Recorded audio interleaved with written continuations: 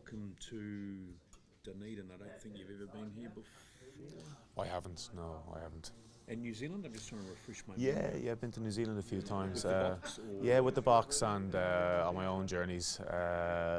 Was in Auckland last year in Mount Smart with the Rugby Championship game. Oh, of course. Yeah. What was that Springbok experience like for you? Obviously, going through the World Cup final and winning it last year. Yeah, it was amazing. Obviously, everything is kind of, when you win, everything gets rose tinted. I suppose you have rose tinted memories of it. When the reality is not everything went right, and it's fine margins. And the final is probably the perfect example of that. Could have been one refereeing decision, one kick at goal, one knock on here, there, one tackle into touch. So, fine margins, but obviously it's good to have been on the right side of that. But it's in the past now, and met with a whole new challenge now. A lot of familiar names in that All Black team. So you're in a prime position to have coached against them last year, obviously, and now coaching with the New England set up for you. What do you make of this All Black team, and how do you think they're going to play under Scott Robertson? Yeah, it's a good question. I think even talking to just people on the street and some of the fans and the people that we're catching up with over here, there is quite a bit of interest and excitement with how exactly New Zealand are going to approach the game, and tactically or stylistically how they'll go. The honest answer is we're not sure. We would have looked at a lot of Super Rugby, Crusaders, the Blues obviously going so well this year, Jason Holland being involved and looking at the Hurricanes.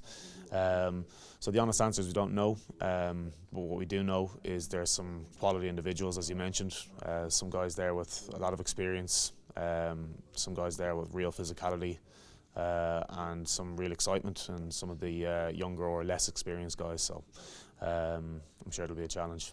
Exciting talent these days in the England team too. You're obviously trying to play a little bit of a different way, a more expansive type of rugby. What is the talent like coming through from your point of view?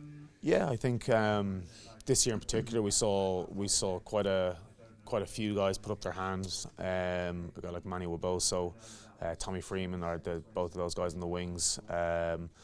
The players at Northampton this year have done really well in winning the Premiership, and we've Alex Mitchell there at 9, and we've Finn Smith there, the fly half, and George Furbank at fullback. So there's been quite a few guys this year who've gathered quite a bit of form, and hopefully they can bring that into these couple of tests. It's not a full tour like the good old days, but it's 2 tests obviously. What are the younger players learning in New Zealand, do you think, already, even before a game's been played? Yeah, I think, well, first of all, I think they're really enjoying it. I think they're really enjoying being over here, and it's been very welcoming. And obviously we just spent the week or so there in Auckland, so really enjoying it and getting out and about and seeing a couple of sites and going over to Waiheke Island and a bit of golf and a bit of fishing. So I think that's the first thing. Although it's not an old school tour, there is still some of those elements of trying to enjoy it from that point of view. And then I think probably getting to, like I mentioned earlier, watch New Zealand, watch some of the Super Rugby, get themselves up to speed with it from a rugby point of view, because there are differences between Northern Hemisphere and Southern Hemisphere rugby, and of course Super Rugby and Premiership rugby. So I think it'll be a learning experience. That's been probably the biggest thing I've experienced in playing New Zealand, is whether you win or lose, you are learning a lot each time you play, due to the quality of player, due to the intensity of a test match over here. Learning a different style almost, or? I would say learning from what doesn't work sometimes, being punished for it, or learning from what does work and what you can go back to again. So a bit of both.